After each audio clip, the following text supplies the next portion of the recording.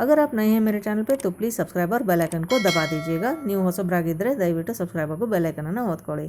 1 cup ಅಕ್ಕಿನ ನಾವು 3 ದಿನದವರೆಗೂ ನೆನೆಸಬೇಕಾಗುತ್ತೆ। ಪ್ರತಿ 12 घंटे ಒಂದ್ಸರಿ ಈ ಅಕ್ಕಿಯನ್ನು ತೊಳೆದ್ಬಿಟ್ಟು ಹೊಸ ನೀರನ್ನು ಹಾಕಿ ನೆನೆಸ್ಕೊಂಬಿಡಿ। 1 कप चावल को हमें 3 दिन तक भिगो लेना है। हर 12 घंटे ये चावल को धो लेना है और फिर ताज़ा पानी डाल के इसको भिगो लेना है। और एक मिक्सर जार में ये चावल डालेंगे और आधा कप का पानी इस्तेमाल करते हुए इसको बारीक सा पीस लेना है। ಒಂದು ಮಿಕ್ಸರ್ ಜಾರ್ನಲ್ಲಿ ನಾವು ಅರ್ಧ ಕಪ್ ನೀರನ್ನು ಬಳಸ್ಕೊಂಡು ಈ ಅಕ್ಕಿನ ಚೆನ್ನಾಗಿ ನುಣ್ಣಗೆ ರುಬ್ಕೊಂಡ್ಬಿಡ್ಬೇಕು। ಒಂದು ಪಾತ್ರೆಯಲ್ಲಿ 7 ಕಪ್ ನೀರನ್ನು ತಗೊಂಡು ರುಚಿಗೆ ತಕ್ಕಷ್ಟು ಉಪ್ಪು, ಅರ್ಧ ಚಮಚದಷ್ಟು ಸೋಡಾ ಪುಡಿನ ಹಾಕ್ಕೊಂಡು ರುಬ್ಬಿದಂಥ ಅಕ್ಕಿನ ಇದಕ್ಕೆ ಸೇರಿಸ್ಬಿಟ್ಟು ಆಮೇಲೆ ಕುದಿಸೋಕ್ಕೆ ಸ್ಟಾರ್ಟ್ ಮಾಡಿ ಕೈ ಬಿಡ್ದಂಗೆ ಇದನ್ನು ಕುದಿಸ್ಬೇಕು। 40 ನಿಮಿಷದವರೆಗೂ ಕುದಿಸ್ಬೇಕಾಗುತ್ತೆ।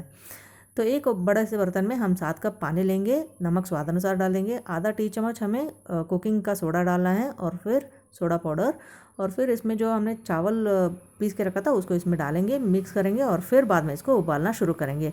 इसको चलाते ही रहना है और 40 मिनट तक इसको उबालना है। 40 मिनट के बाद इसको आंच से उतार दीजिएगा और ठंडा होने के लिए रख दीजिएगा। ठंडा होने के बाद इस तरह से वो टाइट बनेगा। ಇದನ್ನು 40 ನಿಮಿಷದವರೆಗೂ ಕುದಿಸ್ಕೊಂಬಿಡಿ। ಕುದಿಸಿದ ಮೇಲೆ ಇದನ್ನ ತಣ್ಣಗಾಕ್ಬಿಡಿ। ತಣ್ಣಗಾದ್ಮೇಲೆ ಗಟ್ಟಿ ಆಗುತ್ತೆ। ಅದಾದಮೇಲೆ ಇದಕ್ಕೆ 2 ಟೇಬಲ್ ಸ್ಪೂನಷ್ಟು ಎಳ್ಳು ಮತ್ತು 5 ಈರುಳ್ಳಿನ ಮಧ್ಯಮ ಗಾತ್ರಕ್ಕೆ ಕಟ್ ಮಾಡ್ಕೊಂಬಿಟ್ಟು ಇದರಲ್ಲಿ ಸೇರಿಸ್ಕೊಂಬಿಡಿ। 2 टेबल स्पून हमने तिल डाला है और फिर 5 मध्यम साइज़ के प्याज को हमने काट के इसमें डाल देना है और इसको अच्छे से मिला लेना है। ಇದನ್ನ ಪೂರ್ತಿಯಾಗಿ ಚೆನ್ನಾಗಿ ಕಲಿಸ್ಕೊಂಬಿಡಿ।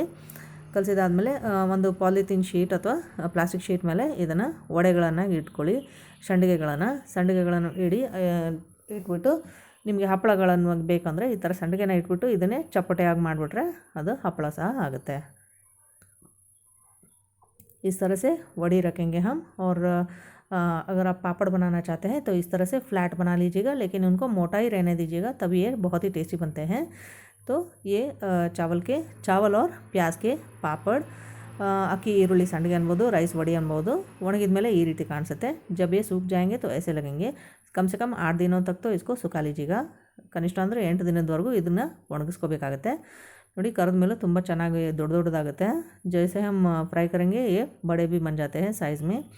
तो एक बार बनाएंगे ना तो हर साल बनाएंगे आप। इतना बढ़िया रहता है इसका टेस्ट, तो ज़रूर बना के देखिएगा। ये बहुत ही ट्रेडिशनल रेसिपी है और बहुत ही टेस्टी भी रहता है। देखिए अंदर तक भी ये फ्राई हो चुका है। ಒಳಗಿನವರೆಗೂ ಇದು ಚೆನ್ನಾಗಿ ಫ್ರೈ ಆಗಿದೆ ನೋಡಿ, ಎಲ್ಲೂ ಗಂಟು ಇಲ್ಲ, कहीं पे भी गांठ नहीं बचता है और बहुत ही लाइट भी रहता है। ट्राई करके ज़रूर देखिएगा। नमस्कार।